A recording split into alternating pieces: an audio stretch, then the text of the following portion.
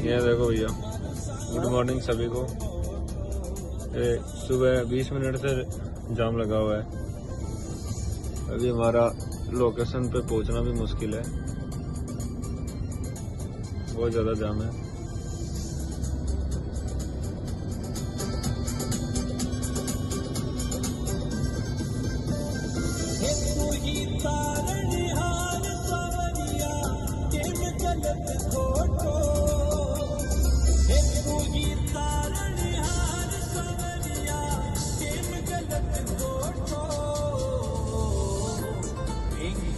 बहुत खतरनाक जाम लगा हुआ है।